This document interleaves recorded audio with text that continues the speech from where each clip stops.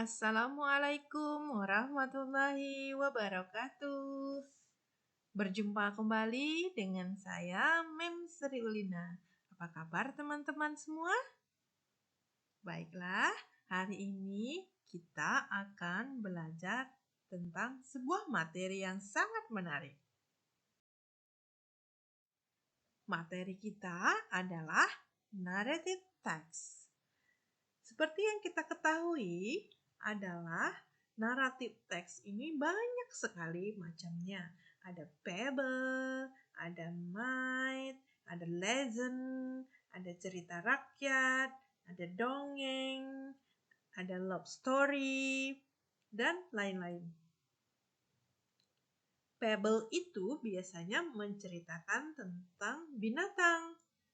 Myth menceritakan tentang mitos yang banyak berkembang pada masyarakat serta umumnya dianggap menjadi cerita faktual atau benar-benar terjadi.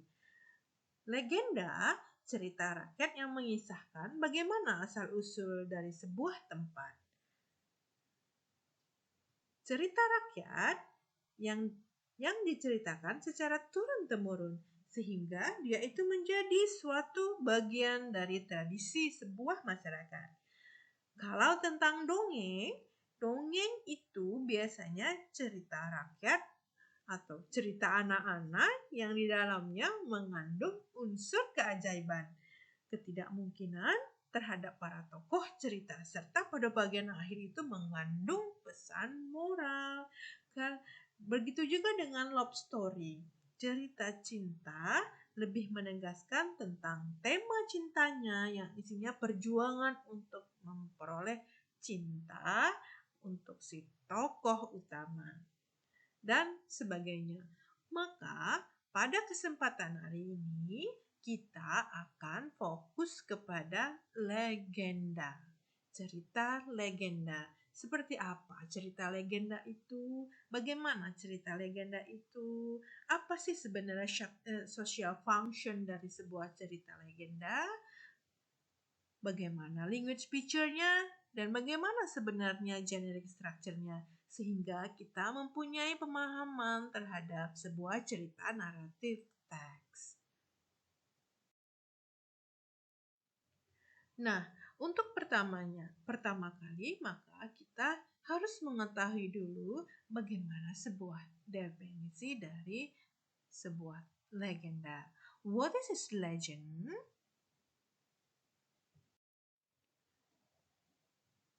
A legend is a story associated with people or a nation. A legend is a narrative that is partly true and partly imaginary about a particular person, event, place, or natural features. A legend is a story from the past that many people believe but can't prove to be true. Nah, di sini legend itu merupakan sebuah jenis teks yang menceritakan suatu cerita khayal atau fiktif biasanya dan sulit untuk kita itu membuktikan kebenarannya. Jadi, sebagai suatu cerita yang imajinatif, maka legend itu belum tentu benar sebab hal tersebut hanya berdasarkan imajinasi dari seseorang atau sekelompok masyarakat yang sulit untuk dibuktikan kebenarannya. Dan legend ini adalah yaitu cerita tentang masa lalu yang dipercaya oleh orang banyak. Dan itu memang sulit sekali untuk kita buktikan. Itu adalah definisi dari sebuah legend. And then we are to know the social function. Nah, social function to present the story of the human action in such a way that they are perceived by the readers to be true, and then to entertain, to amuse the reader about interesting story and general. Jadi, secara umum, social function dari sebuah cerita legenda ini adalah bagaimana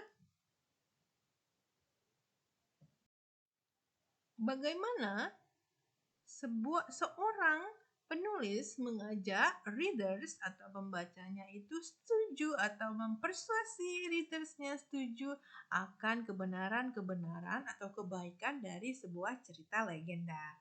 Yang selanjutnya, social functionnya adalah untuk menghibur atau sebagai hiburan yang sangat menarik dari sebuah cerita. Ini secara umum. Nah, kita lihat bagaimana sebenarnya generic structure dari sebuah legend text. The first, orientation. Orientation sets the scene and introduces the participant. It answers the question who, what, when, and where. Jadi di sini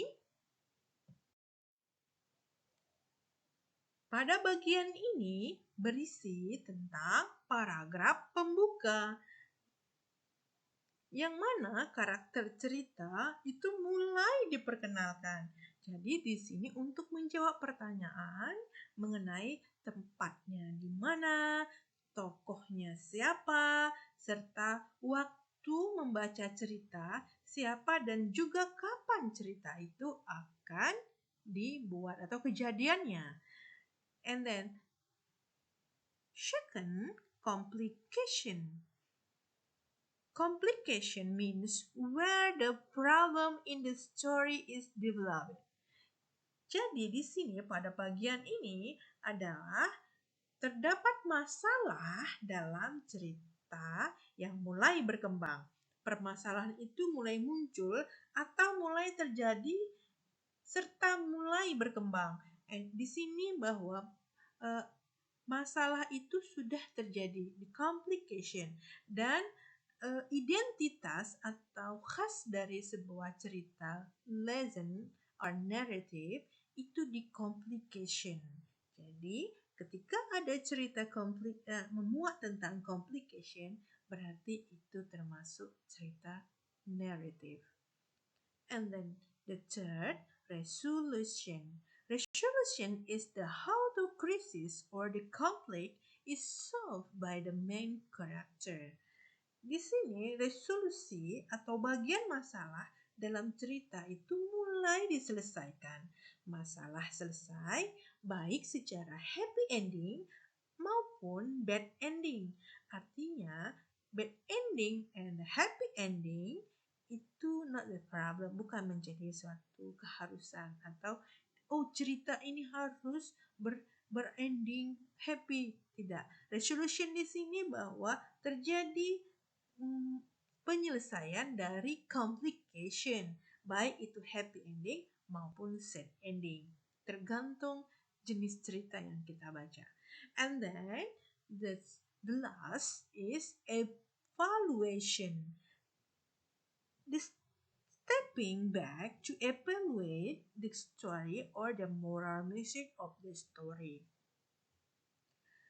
Pada bagian ini menjelaskan tentang pelajaran yang dapat dipetik dari sebuah cerita. Biasanya juga ada misalkan literatur lain juga menjelaskan ini dalam bentuk coda atau reorientation atau evaluation atau sering moral message. Dan ini bersifat optional, boleh ada, boleh tidak. Tapi pada kasus ini generic structure-nya saya selalu mencantumkan evaluation. Karena kalau cerita narrative text itu ketika kita sudah mengambil evaluation atau coda atau reorientation, maka lebih include semua moral message yang bisa kita ambil dari sebuah cerita narrative text. Nah, kita masuk ke grammar dan language picture.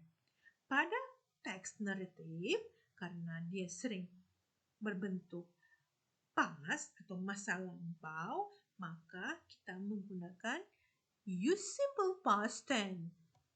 And then kita juga menggunakan conjunction. use temporal conjunction.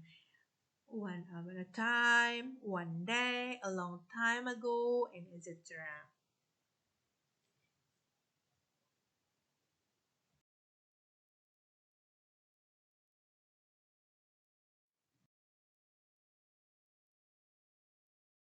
Voice, mental verb, action verb, itu juga kita gunakan di dalam sebuah text narrative.